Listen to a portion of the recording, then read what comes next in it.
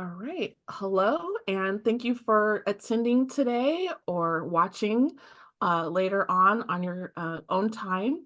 Today, we are going to talk about getting feedback that you need to develop your writing work. Um, and there's two different ways that we're going to talk about, getting that feedback. And that would be through beta readers and critique groups. And then my name is Eva Barrows, and I'm here with co-host Lila Labine. So just to tell you a little bit about my writing services, I am a developmental editor for fiction and nonfiction books. And I also enjoy doing publication management. So that includes writing and editing for newsletters for businesses. And then I also do content writing and editing for blogs, articles, and websites. And my name is Lila. I have Labine Editorial, and I do line editing, copy editing for fiction, and then I beta read for specific genres and proofread and edit screenplays. So first up, I'm going to be talking about critique groups as one way to get feedback on your writing. And so just a little bit about what a critique group is. It's just a group of writers who want to improve their craft, and that's through giving and receiving feedback on various stages of the writing of your writing project. And a critique group could meet anywhere online or in person or a hybrid combination. So for my critique group, I started out with them. We were all in person, and we actually started out meeting on a yacht. And then and then one of our members moved away, so we decided to do hybrid. So we got her, beamed in on the laptop, and then COVID hit. So then everyone went online, and we find that to be kind of just easier for everyone because there's no travel time. So just to meet online monthly. So how do you find or start a critique group? So as a writer, you might know other writers who are kind of searching for some feedback or guidance. So you can just go ahead and start a group with them. So that's people that you might have met in a class, or maybe you're seeing them posting online and you enjoy reading their writing, and you kind of just mutually agree to meet together and talk about your writing. But sometimes if you don't really know anybody, you can put an open uh, invite out on social media. I've seen recently, like a poet did this. They just like, hey, I write poetry. I'm looking for, a couple of different poets to kind of give me feedback, and I'll help, give them feedback as well. Another way, if you're local to the San Francisco Bay Area, the California Writers Club, the San Francisco Peninsula branch, we help people start critique groups through a matchmaking service. So you can become a host and, kind of select your own members, or you can join in an already formed group. And then the website is right here for, kind of more information on that at the cwc-sfpeninsula.org. And then if you've just heard, like if you're in writing groups and you kind of just heard that someone's looking for more members for their critique group, go ahead and, see what their submission process is. They might have a vetting process, and, go ahead and get that started.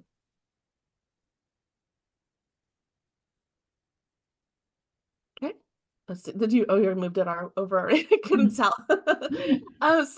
What are the benefits of being in a critique group? So basically, you have a built-in audience of accountability partners, and you have regular deadlines for creating and submitting your work. So a lot of writers, they want to write, but they're kind of just unmotivated. So if you're in a group, they're expecting you to turn something in, every other week or monthly.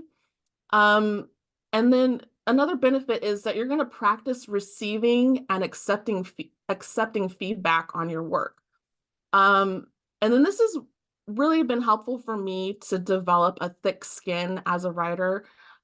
So sometimes, the members in my group can be really pointed with their feedback. They're not, they don't, mean to be mean or anything, but, you just kind of have to, take it in, soak it in, see if you agree with what you're being told. And then, especially if you're going to be submitting for publications, you're going to be getting rejections at some point, or you're going to hear crickets about your work. So this is just kind of in preparation for that. Um, so then in turn, you will learn how to give feedback and become a skilled reviewer. So you're going to read other people's work and tell them what you think about their work, and how do you present that to them without, without being mean, and just kind of helping them to the best of your abilities to move forward with their work. Um, and then these skills are going to help you look at your own writing. If you can give feedback to someone else, hopefully you can give feedback to yourself. Um, yeah. So how do critique groups operate? So there's two different ways that I've heard of. There might be more. So one is you would submit your writing to be reviewed like about a week ahead of the meeting. So you want to get that in there because you're going to receive submissions from the other people in your group. So you need to have time to review that. Um, so then, so once you have everyone's submission, you read it and you give your measured feedback as homework before the meeting. And then at the meeting, you'll deliver the feedback verbally and then hand over a marked up copy of the manuscript to the to the other people in your meeting. Um, and then another way this is done is um, some groups just have the writers read their work at the meeting. So you're just listening to them read, and then you give feedback on the spot. So I don't like this approach as much because I like to take my time with figuring out what I'm going to tell the person, how I think that they could go back and revise. But the good thing about it is there's no homework, so you don't have to spend the time really going over people's work. But I mean, what's the point? For me, I mean, maybe it works for like poetry or other types of writing, and that might, be a good way to go. And then just some rules for running a critique group. So you can really have a group with just two people. You're just kind of giving each other feedback. And then maybe up to 10 people, but you're going to have a lot of homework if you've got 10 people in your group. So a sweet spot is probably about 5 to 6 people. Um, and then each time you meet, you can each submit up to 1,500 words, which is what my group does. But I've seen some people have like 5,000 words per person. So you're going to be spending a lot more time on homework that way. Um, and then you kind of just time it out, figure out how much, how many minutes each person can have, 3 or 5 minutes to give, their response to each writer. And then, the next person goes and gives their feedback and so on. Um, and then just during this time, while the feedback is happening, the writer should be listening and shouldn't be negatively or combatively responding. Um, so sometimes if the writer has a question about what you've just said, they can, respectfully ask for clarification. Um, and that's about it. Because just to not be as like defensive and starting fights. Mhm. Nice. So, how to give and get feedback. So, a well-oiled critique group will help you find ways to revise your work. And then, if your critique group partners are saying, I like it, or I don't like it, um, and then they don't really tell you, why they're thinking this way, it's not really helpful. So, if you guys can talk together about, how to really give in-depth critique that's going to help you move forward with your writing. So just a couple of things that you could do is, just as a reader, do you understand what's happening in the writing and what's being communicated in the story? And then flag what you don't understand and provide suggestions on how to fix it. Um, and then just, are you envisioning fully developed characters and settings? And are you experiencing emotional movement of the scene?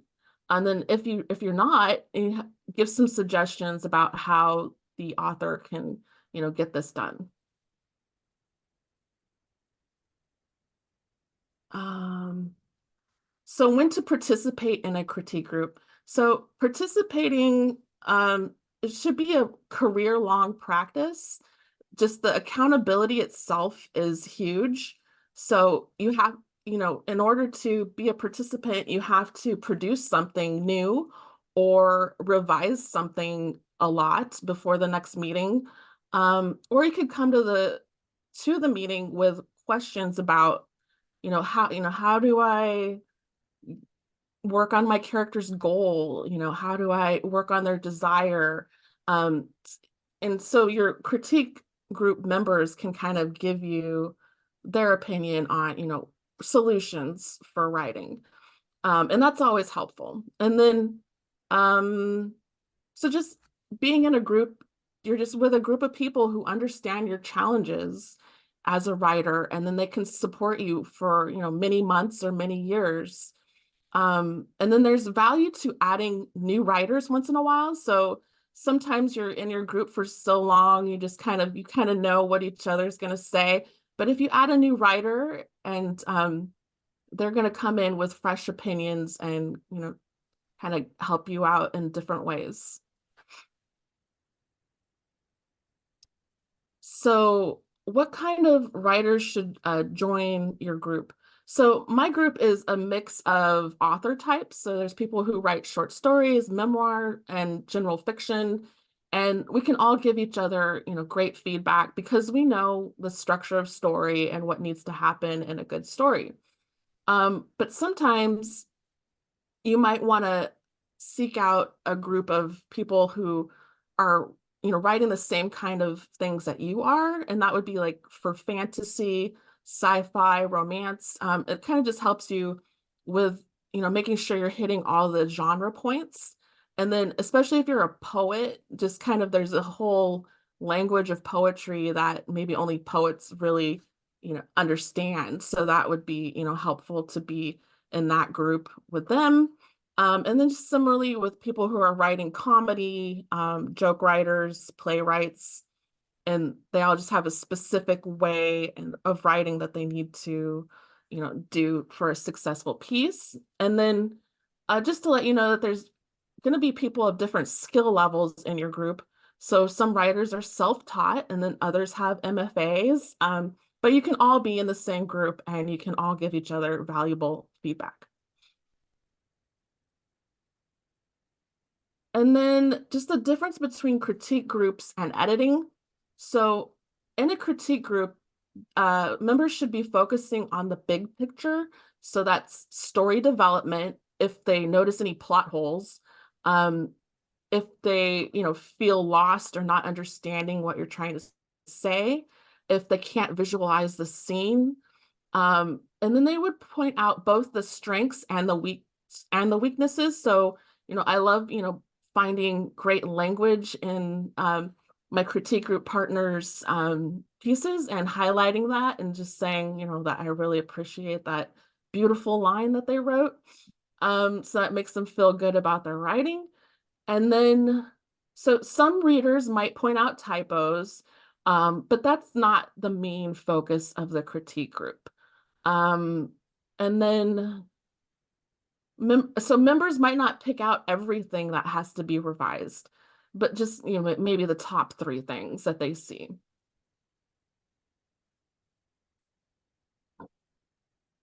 So if you are looking for, someone who's going to point out all of the shortcomings and suggest all of the possible fixes, then you might want to work with a writing coach or a developmental editor.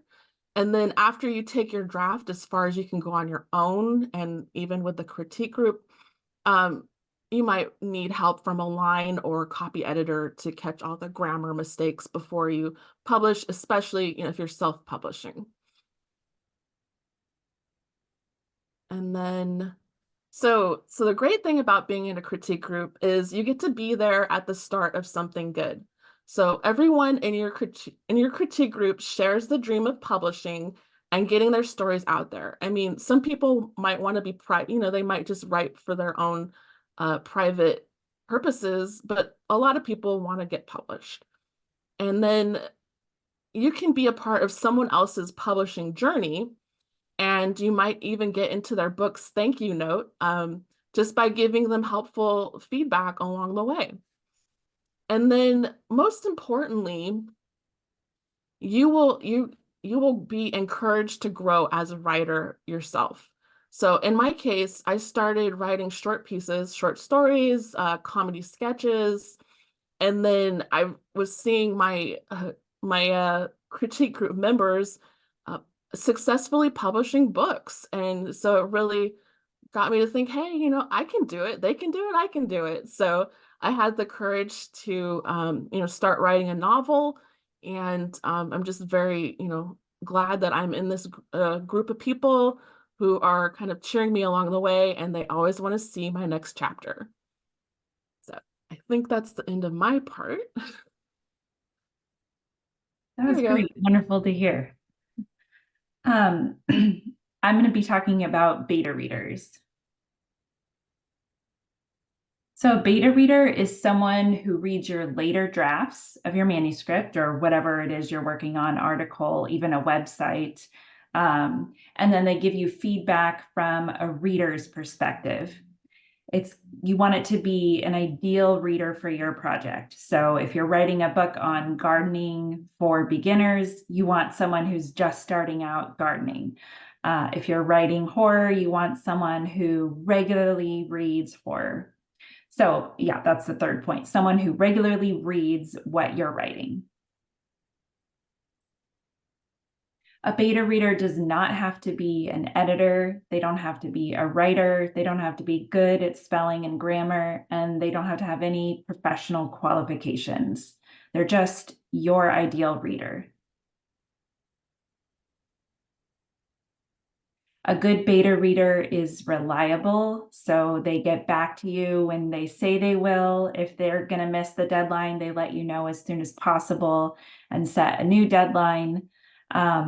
They're willing and excited to read your work, so it's not someone that you've convinced to read your writing. It's someone who has heard a little bit about what you're writing, and they're interested.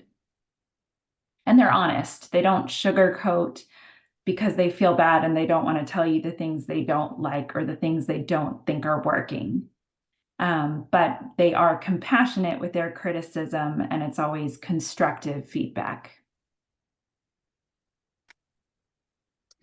You can use beta readers before developmental editing. The feedback will let you know whether you want to change anything about the story as a whole before you hand it over to a developmental editor.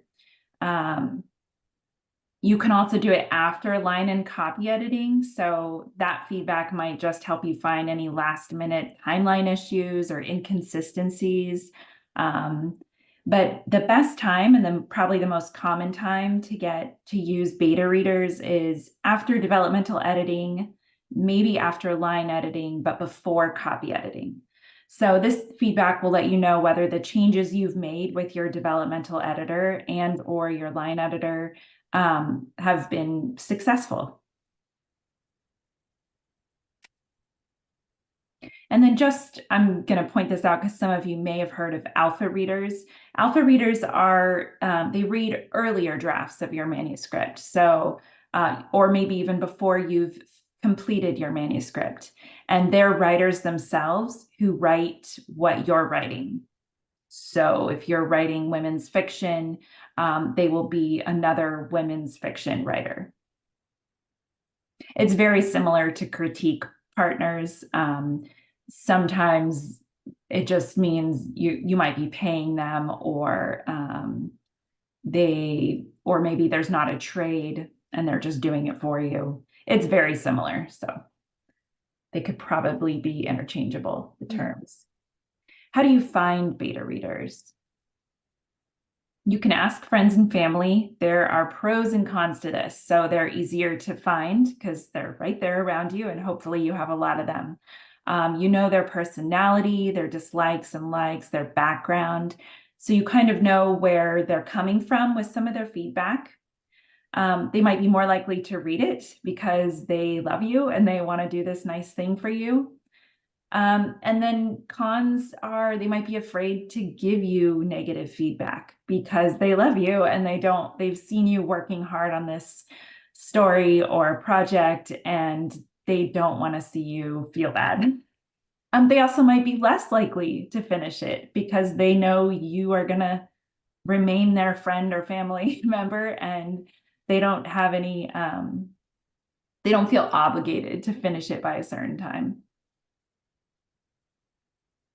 You can also look on various platforms. So if you already have like a writer's account on Instagram or anywhere, or a page on Facebook, and you have some followers, you can always create a post and ask, let people know you're looking for beta readers and have them send you a direct message if they're interested. On Goodreads, you can search for beta reading or beta readers in the groups and discussions area. On Instagram, you can search for things like hashtag beta reader, hashtag beta reading service.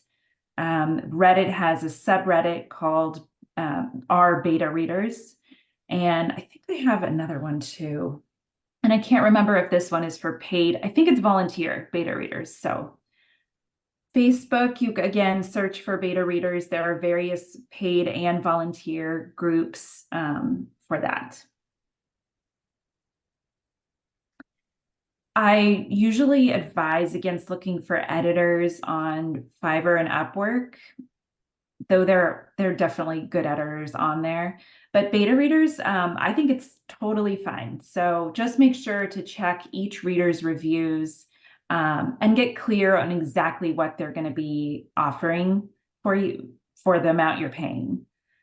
And then I just learned about betareader.io and Scribophile. I'm not sure if any of you have heard of it, but they both looked pretty cool. You can find beta readers there. So you have to check that out. I haven't looked too much into it, but someone on Reddit recommended it, and I briefly looked at the websites, and they looked pretty cool. And then betabooks.co is also new to me, but it's an online app for keeping track of your beta reader feedback. So, and that was really neat. So if you have like multiple beta readers, several of them, or you're working on multiple projects at a time, that could be a really great way to keep it all organized. And then, of course, you meet people in book clubs, at the library, bookstores. If you're in the section, if you're writing children's books, then and you hang out there, and you can always find beta readers or people who want to read your work out in public, book fairs, author signings, the waiting room at the doctor's office, anything. You can always ask. There's no harm, right, in asking. And some editors, like I do, I offer beta reading for women's fiction and romance. Keep in mind that those editors are going to be providing feedback from a reader's point of view. They're not going to have their editor's hat on when they're doing this, which means that their beta reading service should be much less expensive than their editorial services, because there's no qualifications really, other than that they read that genre. And then I was listening, I can't remember the podcast name, but it's Savannah Gilbo's podcast. She's a fairly well-known developmental editor, and she was interviewing someone from The Spun Yarn, and it was really cool. It's a beta reading service, and they match your manuscript to 3 beta readers. They have a large pool of beta readers with different life experiences or different demographics. And you get to decide, you get to let them know, like, I'm looking for someone who, whatever, or I'm looking for someone who reads this, or whatever it is. And they match your manuscript to 3 readers, and then they give you like a 30+ page report within a month. They have an editor who like takes the beta readers' feedback and puts it all together in a nice report. So I thought that was really cool, because it can be, difficult to find the exact, people you want to read. And this service looked really neat. So what to expect when you're working with a beta reader? You can expect each reader to have their own pace. Everyone has their own life outside of reading. So sometimes you have to be a little understanding that someone might take longer than another person. Not everyone's going to be able to finish your book in a week. Just make sure you have that set agreed upon deadline, and then each reader should probably, especially if they're paid, they're going to be giving you a reader report. This will be about 2 to 5 pages, sometimes longer. And they might also leave comments in your manuscript. And they might, not very many readers do this. I do, but I do this for complex timelines, like if there are a lot of flashbacks or there's like 2 separate timelines in a book. I will create a timeline and just for myself to keep track of everything, and then I'll give it to the author when I'm done, along with the report. I've never seen anyone charge more than $30 for 10,000 words for beta reading. And that's if you're using paid readers. So you can definitely find volunteer readers. The good thing about paid is they're more likely to turn it in on time. They're more likely to be more thorough. They're more likely to be more honest, because it's probably not a friend or family member. But there's nothing wrong with using volunteer beta readers. Your beta readers should point out what they liked as well as what they didn't like. They should be able to give you some sort of explanation for why they didn't like something or why they thought something worked. They might not tell you how they would fix it. That's more of an editor thing. But they might give you feedback like, I lost interest at this part because this conversation felt really slow. It just felt like they said the same things over and over. That's a typical something you might see a beta reader say in their report. And beta readers should focus on the story. So a lot of beta readers will point out typos or grammar issues, but that should not be their main focus. They're there to let you know what they enjoyed and what is working about the story. Something that is helpful is if they say something like, the punctuation here was kind of so bad that I couldn't really understand what was going on. That's very helpful. And of course, you're probably going to fix that in copy editing or in your self-editing, but it's helpful for people to point that out. Tips for a good experience. Using several readers, like 3 to 10, is ideal because you'll get feedback from multiple perspectives. So you know that if 3 of your beta readers say the last chapter isn't satisfying or moves too quickly, then you know that's definitely probably something you should address. And make sure, like I said, agree on a completion date before the reader starts reading, because you want to make sure that they can do it in the time that works for you. And it's best not to just say, here it is, read it and tell me what you think, because then you might not get, the thorough feedback that you'd like, especially if you're handing it over to a friend or a family member or someone you just met. So creating a list of questions for your readers to answer is going to be super helpful for both of you. These are just some of the questions you could ask. There are so many others, but here are some. What was your favorite and least favorite part, chapter, character, and why? Were there any parts that felt boring or too slow? Which parts? What do you think made you feel bored? Do you have any unanswered questions after reading the whole thing? Was the ending satisfying? Why or why not? Did anything confuse you? Was everything believable, like the character motivations, world building, plot twists? Ask your readers if they wouldn't mind leaving comments in the manuscript whenever they felt a strong emotion. I think that's always really helpful to know.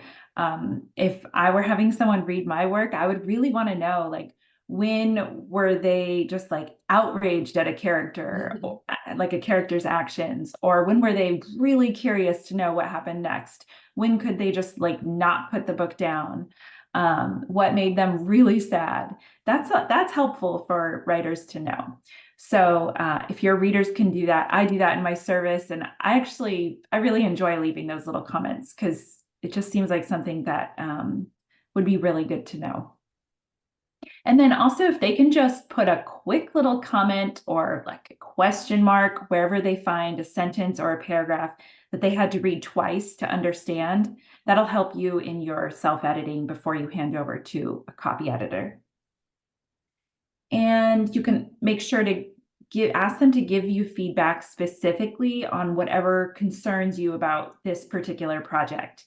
So you might say something like, I'd love for you to pay extra attention to chapter 9 and let me know what you think about the murderer reveal. You know, was it too quick? Was it too obvious? All that. They're there to help you with that. So you might as well take advantage of it and really let them know what you really need to know about their feedback. Critique groups versus beta readers. So as you can see, they're kind of similar, but they're also pretty different and used at different times. Yeah. So here's a quick side-by-side comparison. So for a critique group, it's going to be an ongoing writing practice. You're going to give and receive feedback. And then also you're going to get support at every stage of the writing process. And then you're going to have help from your initial concept to your final draft. And a beta reader reads it, one time. They might read it later on at a different stage, but usually they're just reading it one time. It's often transactional. So, you're finding them and they're volunteering or you're paying them. Sometimes beta readers will trade, but not often. And then they're giving you notes on that one project, not on your writing at every stage, like as in critique groups.